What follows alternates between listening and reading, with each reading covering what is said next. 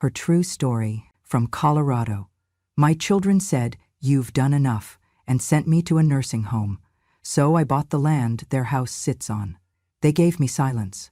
I gave them notice. Mama, seriously, you have done enough. At this point you are just wearing us out. I was folding a dish towel when my daughter-in-law said it. Her voice was sharp, clipped, like she had rehearsed it, like it had been sitting behind her teeth for weeks. My son stood nearby, silent. His eyes were fixed on the floor, the way they used to be when he was 10 years old and got caught skipping school. But this time, it was not guilt I saw. It was relief. Like something heavy was about to be taken off his shoulder. She did not stop there. The nursing home in Boulder has 3 hot meals a day and weekly housekeeping. It is cleaner than this place, and at least there someone will watch you full time. You need to be somewhere you can rest and rot in peace in that dog cage, not cluttering up our life. I paused. I pressed my fingers into the soft, faded towel and willed them not to shake. My name is Ruth. I am 78 years old. I used to be a second-grade teacher. I baked pies for the school auctions, ran the TTA, ironed my husband's shirts until the cancer took him away in the fall of 2001. I sold the only home I had ever owned to help my son and his wife build theirs. A big white house near Fort Collins, with vaulted ceilings and a wraparound porch. I thought I would be welcome in it. I thought I was building a place where 3 generations could live and laugh together. I thought wrong. I kept my voice steady as I folded the towel and placed it in the drawer. When? What? My daughter-in-law blinked. When are you sending me to Boulder? I asked. She looked surprised by my calm. Tomorrow. We already filled out the intake. They have a room ready. I nodded. No fight, no begging, no tears. Just a quiet nod from a woman who had finally read the fine print on the life she had written for others. That night, I packed my belongings. Not much to take. A few sweaters, a photo of my late husband, my wedding ring, which no longer fit but I still carried in a velvet pouch, my Bible, and the deed, the old dusty folder with the property papers I had never thrown away. I kept it in the bottom of my suitcase. My hands trembled a little when I zipped the bag. Not from fear, from memory. I remembered the first time I bathed my son when he had chickenpox. I remembered sitting up all night sewing his Halloween costume.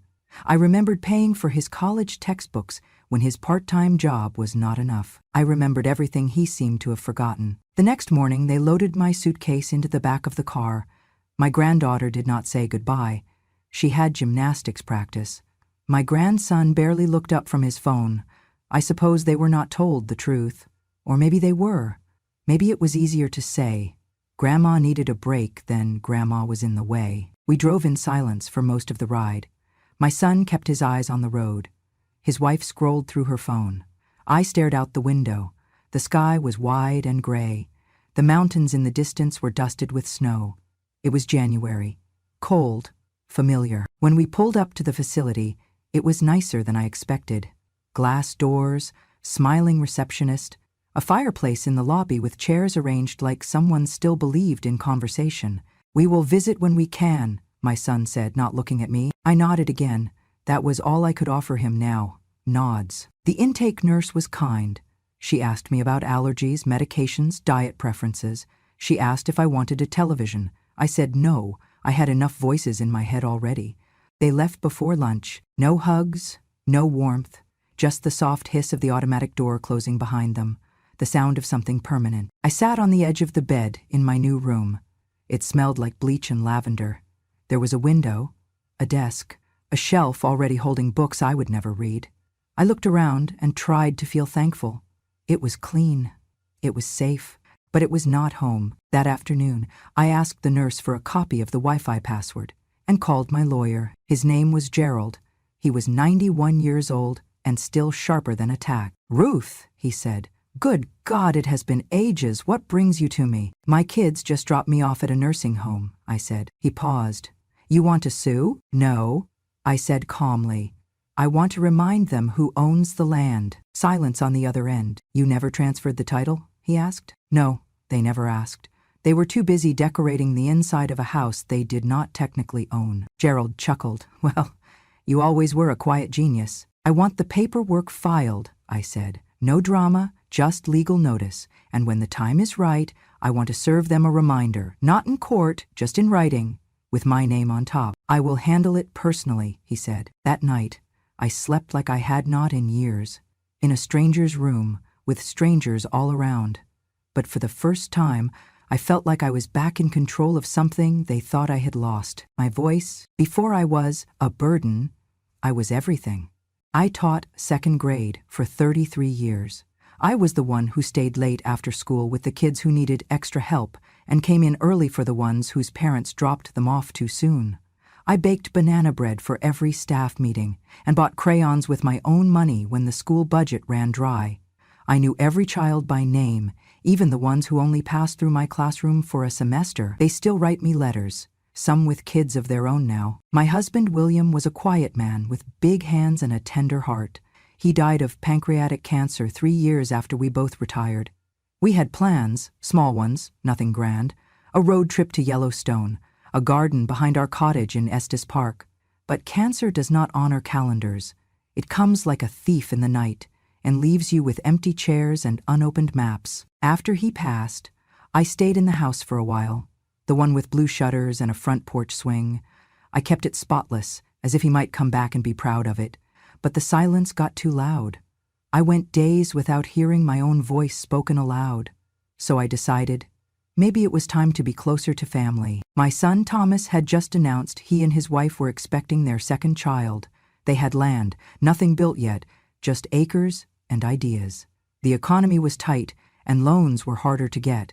So when I told them I wanted to sell my place and help, they looked at me like I had handed them a miracle. I sold the cottage. Every square foot of it was a memory. I watched the moving truck drive away with the last of my husband's books and the armchair where I used to read to my grandchildren. It hurt, but I told myself it was for something greater, for family, for a future that still had room for me. I wired the money, nearly every cent I had left after paying off medical bills and funeral costs. I told them, use it for the house. I do not need much, just a little room in the back, somewhere I can drink tea in the morning and kiss my grandbabies goodnight. They called me generous, saintly. You saved us, they said, and I believed them. The house went up quickly. Cream siding, big kitchen, hardwood floors and a fireplace that turned on with a switch. They picked out every detail. I just smiled and said it looked beautiful. At first, everything felt right. I moved into a small guest room while they finished the basement. My grandson would crawl into my bed with picture books. My granddaughter would help me make brownies, sneaking chocolate chips when she thought I was not looking. I cooked dinner a few nights a week, helped with laundry, ran errands, nothing big, just useful. I wanted to be useful, but time changes people, and usefulness has an expiration date. As the house settled, so did the roles. I started hearing things I had never heard before. Mom, can you not rearrange the pantry? I know you are trying to help, but it makes it hard to find stuff. Maybe take a step back on the discipline, okay? They are just kids. They do not need your old school rules. I love that you are always here, but sometimes we need space, you know. So I took up less space. I stopped asking to babysit. I only ate meals when invited. I waited to be spoken to. When they wanted to remodel the basement into a guest suite, I offered to move into the sunroom. It is bright, I said. I like it. No one argued. By the second year, I stopped feeling like a part of the home. I felt more like a placeholder, like furniture no one wanted to throw away, but no longer used. And still, I stayed quiet, because I loved them, because I remembered rocking my son to sleep, because I believed, somewhere inside, they still saw me as more than a leftover. But I was wrong. I gave them my home, my savings, my hands, and my time. I gave them my name on the deed, and slowly, they gave me silence. At first, they gave me the guest room upstairs. It had a small window that faced the driveway and a soft green quilt I had sewn when Thomas was still in high school. They called it my space, said I could decorate however I liked. I hung a picture of William by the lamp. I lined the shelf with my old books. I made it feel like home, or at least the closest thing to it. But things change. It started small. One day, they said they were hosting a friend for the weekend and asked if I could temporarily sleep downstairs in the basement. Just a few nights. The guest room had a better mattress, they said, and they wanted to make a good impression. I did not argue. I packed my nightgown and moved into the unfinished room below. Concrete floors, a pull-out couch that creaked, no windows, no clock, just a lamp with a flickering bulb and a smell that reminded me of damp laundry. The weekend came and went, but I never moved back upstairs. They never mentioned it, never invited me back to my room. The friend left, and that was it. My space became their spare space, and mine became invisible. Meals changed, too. In the early months, I ate with them, set the table, passed the rolls, listened to my grandson tell stories about recess, and my granddaughter recite spelling words with confidence. But slowly I was asked to eat earlier. Or later. We are trying a new family routine, my daughter-in-law explained. It is nothing personal, just easier with the kids. I nodded. From then on, I ate in the kitchen while they set the dining table. A paper plate, a quiet corner, my portion carefully measured and left in the microwave, wrapped in plastic wrap like a leftover. One evening, my granddaughter peeked in and asked, "Grandma, why do you not eat with us anymore?" Before I could answer, her mother called from the hallway. "Sweetheart, Grandma likes watching her shows during dinner. She prefers it that way." I opened my mouth to speak, then closed it. What would I say? That I missed being part of the conversation? That the silence around my dinner plate grew heavier with each bite? So I smiled, took a bite, nodded, and kept chewing. I became a shadow. I cleaned the kitchen when no one asked me to. I folded towels before they even made it to the laundry room. I raked leaves in the fall and swept the porch when the wind scattered dust across the welcome mat. I thought, maybe if I stayed useful, they would remember. But usefulness is not the same as belonging. One afternoon, I walked past the dining room and heard laughter. My daughter-in-law, her sister, and a few friends gathered for coffee. I was on my way to the laundry room, carrying a basket of damp towels, when I caught a piece of their conversation. "Hello. So what is it like living with your mother-in-law full-time?" one of the women asked, light-hearted, teasing. My daughter-in-law chuckled. "Honestly, it is like having a roommate who does not pay rent and rearranges your pantry. She is sweet, but, let us be real, she is basically a live-in guest we can't charge." The others laughed. It was a joke.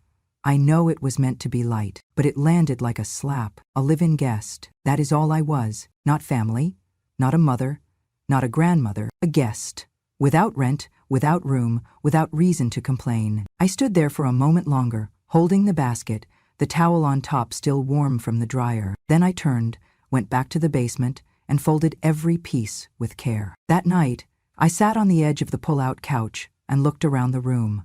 The cement walls, the low ceiling, the single light. My life had shrunk to this: an unfinished basement, a microwave dinner, and the echo of my name, used like an obligation. I remembered something William once told me, years ago, when the school board tried to push me into early retirement. "You can let them make you small," he said, "or you can remind them you built the building they are standing in." I had built this. Not just the house, but the people inside it. The child I had raised, the family I had supported, the foundation they walked on every day. I had given everything, and still, I had been made smaller than the smallest guest. But I did not cry. I did not storm upstairs or confront them or beg for a seat at the table. I simply turned off the lamp, and in the dark, I smiled. Not because I was okay, but because something deep inside me, the quietest, strongest part, had just woken up. It happened on a Tuesday. I was peeling apples in the kitchen, my hands moving slow and steady, the way they do when your fingers know a task better than your mind does. The knife sliced in soft arcs, the peels curling like ribbon into the bowl. I had promised my granddaughter an apple pie. She loved it warm with a scoop of vanilla ice cream on top. I had just finished the third apple when I heard footsteps behind me. It was Thomas and his wife, both of them, together. I turned and smiled. "Pie's in progress," I said lightly. They did not smile back. "Mom," Thomas said, his voice measured, rehearsed. "Can we talk for a moment?" I set the knife down, wiped my hands on a dish towel, followed them into the living room. The couch was too big for the room. The fireplace flickered on even though it was almost spring. Everything smelled like lemon cleaner and something else I could not name, something tight, cold. They sat down. I stood. Thomas cleared his throat. "We have been thinking, and we believe it might be time for you to rest. Properly." I tilted my head. Rest? He looked at his wife. She jumped in. The house is getting crowded, Mom. The kids are growing. We need more space. You know how chaotic it is, and it is just not healthy for anyone right now. I looked between them. Their hands folded neatly, their expressions too still. So, she continued, we found a wonderful assisted living center. It is just outside Boulder. Clean, friendly staff. We already submitted the application. They have a room ready. I said nothing. She kept going. They serve 3 hot meals a day. They have bingo nights and Bible study. It is not a nursing home. It is a community. You will have your own space. And privacy. Privacy. Like a stray dog behind a gate. Thomas nodded, as if finalizing a transaction. It is best for everyone, Mom.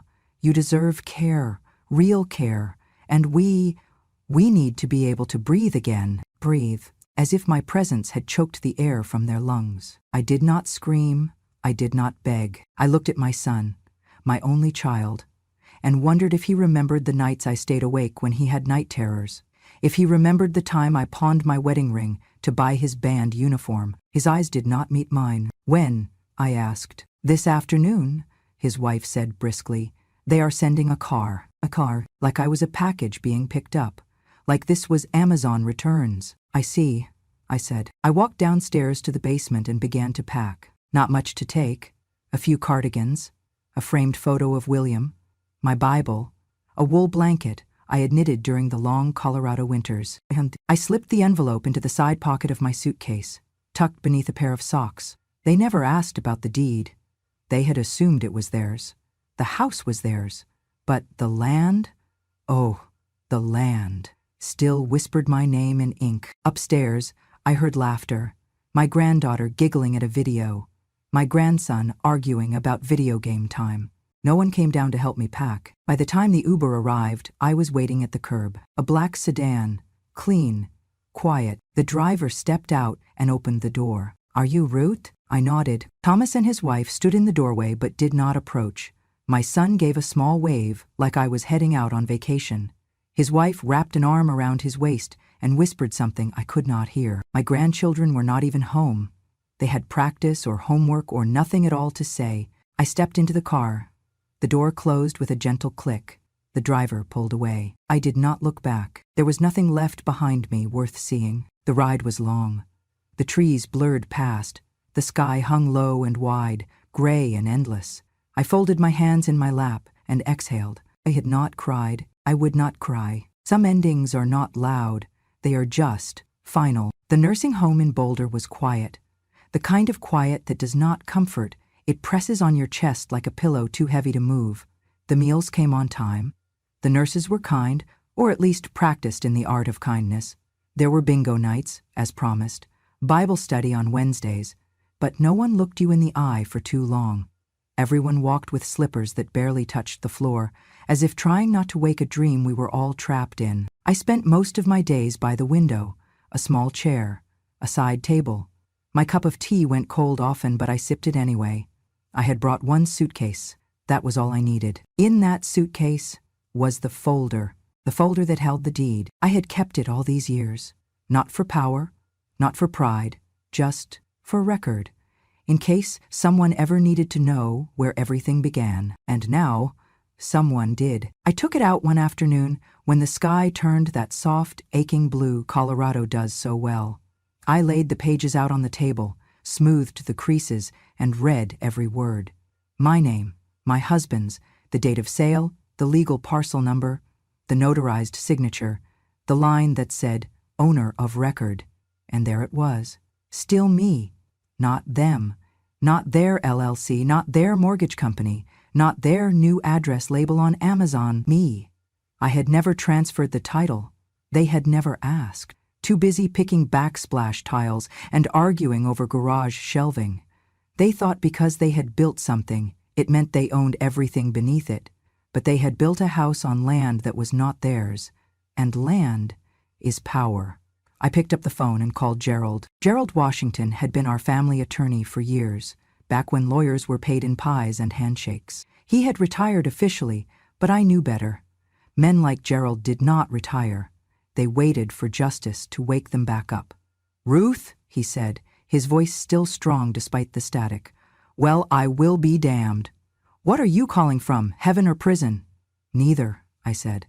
But I might be the ghost in someone's future if you help me. I explained everything, the sale, the house, the treatment, the exile, and then I said the line I had been rehearsing in my head for weeks. I want to revoke permission, legally, quietly, no screaming, no scandal, just paper.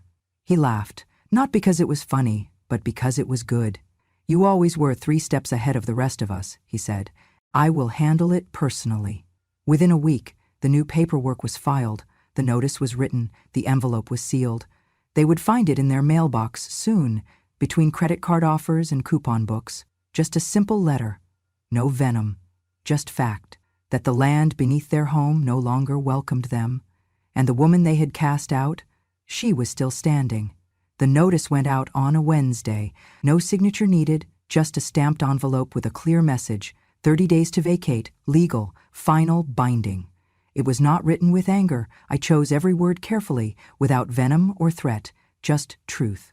My lawyer sent it via certified mail, and I knew the moment they received it. The phone rang 5 times that afternoon. I did not answer. The 6th time, it stopped mid-ring. Then, silence. Then, screaming. Not in my home, God no. I was miles away by then, in my own peace, but in theirs. My daughter-in-law called me names I will not repeat, words that bounced off me like rain on stone. She called me a traitor, a thief, a manipulator. She called the police. The officer showed up at her door, looked at the paperwork, and called Gerald, my lawyer. He had already prepared a statement. She owns the land, he said, calm and clear. They built the house, yes, but they did it on her property. That gives her every legal right to revoke access. Is she trying to sell the property? The officer asked. No, Gerald replied. She is just removing people who were never granted legal right to occupy it. That was the end of that. I do not know how long they cried, or yelled, or threw things. I was not there. But I heard about the family meeting they held. Neighbors told me the blinds were shut, the voices loud, the tension visible from the sidewalk. It was the kind of chaos you could feel through walls. And me? I was sipping chamomile tea on my porch, watching the wind move through my garden. No revenge, no gloating, just peace. Because for the first time in years, I was not the one trying to hold it all together. I was not the maid, the babysitter, the unpaid guest. I was the owner. And they, those who told me I had done enough, who cast me out without a second thought, they were being reminded, quietly, legally, irrefutably, that I had never stopped mattering. They gave me silence. I gave them notice. The house stood empty for 3 weeks. When I walked through the front door, the silence was different. It was not the sharp, heavy kind I had once endured. It was clean, open, like the air had been cleared of something toxic. No shouting, no heavy footsteps above my room, no slamming cabinets or whispered complaints, just peace. I did not bring much with me. A few boxes, my books, the same velvet pouch that held my wedding ring, and the deed. Now folded away for good, the house was no longer a place of rejection. It was mine. Entirely, quietly, mine. I started with the kitchen. I scrubbed it top to bottom, wiping away grease, dust, and memory. I donated the decor, signs that said "Blessed and Gather," to a thrift store downtown. I did not need reminders. I knew what had been lost. I also knew what I was building now. Something new. It came to me slowly, first in a dream, then in a letter from a friend at the nursing home. A woman named Helen had written, "If you ever find yourself alone but not lonely, I'd love to visit. I miss tea that doesn't taste like metal." That letter stayed on my fridge. The next one came from Gloria, then Marie, then from a man named Lyle whose wife had passed 2 winters ago. People who had given all they had, to their children, their churches, their communities, and had been left with silence in return. I thought of them as I cleared out the living room. I rearranged the space, not as a family room, but a gathering space. I replaced the sectional couch with wooden chairs. I brought out the tablecloths I had sewn years ago. I put a kettle on the stove and a vase of fresh-cut daffodils by the window. I printed a flyer at the library and pinned it to the board by the grocery store. Miss Ruth's house. Tea, talk, and time for us. Thursdays at 2 p.m., women 60+ welcome. No RSVP. Just come. The first week, 2 women came. By week 4, There were 11. We sat in a circle, teacups in hand. No agenda, no timer. Just stories. Grief, laughter, the things we were never allowed to say when we were too busy being useful. They told me I had given them something they forgot how to ask for: space. They started calling me Miss Ruth of the Rockies. I never asked for the title, it just happened. One of the ladies, Doris, said it with a smile after she finished reciting a poem she had written in secret. "Miss Ruth," she said, "you did not just open your door, you opened our dignity." The name stuck. Soon, Miss Ruth's house became more than Thursdays. We started book circles, gardening Saturdays, a potluck on the last Sunday of every month. The garage became a craft room. The guest bedroom turned into a quiet space with a rocking chair and prayer books. The backyard, once overgrown, was now a small garden with herbs, tomatoes, and a bench beneath a blooming cherry tree. We planted it together. Every morning I woke before the sun, stepped outside barefoot and watered the garden. The soil was soft, rich. Things grew easily here. I smiled at the lavender, at the basil, at the roses that kept coming back no matter how cold the winter. I thought of Thomas once, maybe twice a week. Not with bitterness, not with anger, just awareness, like a scar you forget until it aches in the rain. He had chosen silence, but I had chosen something else. A new family, not by blood, but by presence, by mutual respect, by kindness. We were women who had been shoved into corners and closets, who were told, "You've done enough," as if that meant we had nothing left to give. And yet here we were, giving again. Not because we had to, but because no one could stop us anymore. I sat on the porch one evening, the sky awash of purples and pinks. Gloria was knitting beside me. Lyle had stopped by to fix the screen door. Helen was inside, baking her famous lemon bars. And I whispered, to no one in particular, "You do not need blood to know who your family is." The wind carried it, and the house, my house, held it. The text came at 6:42 in the morning. I was on the porch, the steam rising from my coffee, the air still holding that crisp bite that tells you spring is here, but the mountain's memory of winter hasn't faded yet. Birds were just starting their morning chorus, and the dew clung to the rosemary bush I had planted near the steps. My phone buzzed once, just once. I almost did not look, but something made me reach for it. It was from Thomas. "Mom, I'm sorry. I was wrong. I was stupid. I see that now. Will you put me back in the will?" No greeting, no warmth, just a plea, half covered in guilt, half soaked in desperation. I read it twice, and then I sat back and watched the sky turn gold. I did not respond immediately. I let the morning pass in its own time. I watered the plants, I tidied the reading room, I sorted some of the new letters from our Thursday group. At noon, I finally wrote back. Just one line. A debt must be paid before a conversation can begin. I did not send anything more.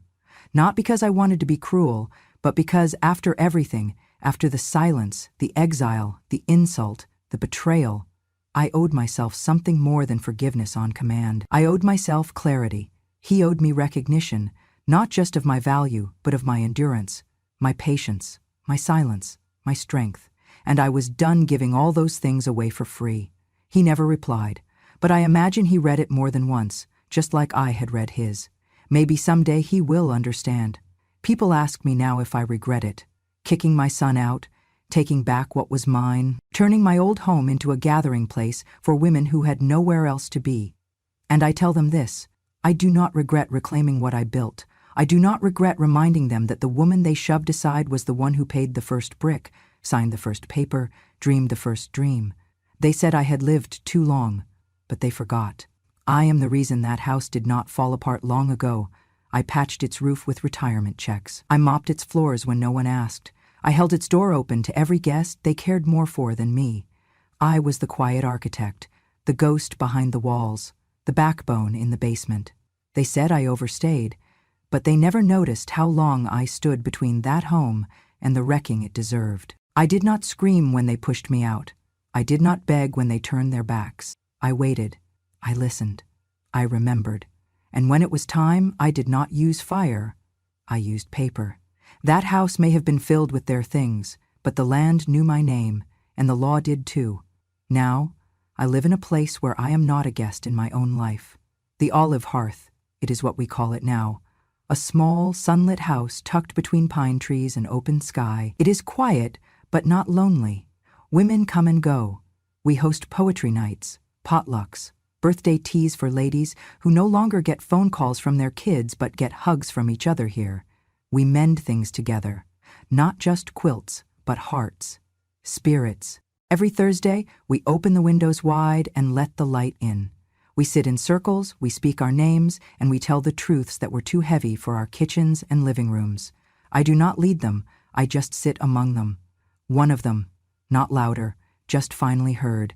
Last month, a woman named Evelyn said, "I used to think the worst part of growing old was being invisible. But now I see, the worst part was being visible only when they needed something." We all nodded. We knew.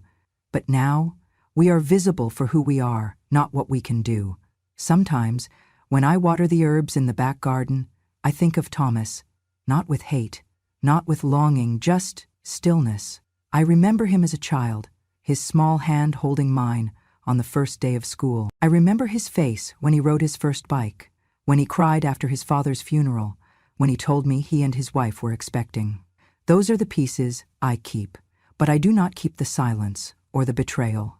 Those things I buried. In the same earth where I now grow lavender and peace lilies, this home, this life, is not loud, it is not dramatic, it is quiet justice, the kind that blooms slowly, but never wilts. And if someone ever knocks on my door again, someone looking for kindness, not charity, for connection, not apology, I will let them in, but only if they come with honesty. Because I have learned, kindness is not weakness, it is choice. And now, finally, I choose it for myself. And so, that is the story. Of a woman they said had done enough, of a house built on forgotten sacrifice, of a silence so thick it could have buried her. But she rose, not in anger, not in vengeance, though both would have been justified, but in something far more powerful, clarity. If you have ever been the one who gave and gave until your name was no longer spoken with love but with inconvenience, if you have ever been pushed to the corner of your own family, if you have ever been told, "You've done enough," when all you wanted was to be remembered, not repaid, then you know. You know what it means to sit in a room you helped pay for and feel like an intruder. You know what it means to hold your tongue when your heart is screaming. You know what it means to watch the people you raised become strangers. But I want you to remember this. You are not invisible. You are not too much. You are not too old to matter. And you are never, ever without power. Revenge does not always come with fire. Sometimes it comes with a deed and a deadline, with a signature, with the quiet click of a door locking behind you for the last time. And what waits on the other side is not bitterness, it is rebirth. Here at Grandma, true stories, these are not tales made for pity. They are not bedtime fables or soft memories dipped in nostalgia. They are truths, told aloud, often for the first time. From the quietest woman in the room, the one you overlooked at dinner, the one you rolled your eyes at when she said too much, the one you forgot had a past that roared. Well, now she is speaking. And I promise you, when a grandma speaks, the world listens. So if you believe in justice that takes its time, if you believe in dignity that does not need an audience, if you believe in memory as a form of power, then I invite you to subscribe to this channel. Not just to hear more stories like this, but to remember the women in your life who have lived through what they never spoke. Click subscribe, turn on the bell, and stay with us here at Grandma, True Stories, where silence becomes strength and age becomes armor. Because the past isn't gone, it's just finally ready to be heard.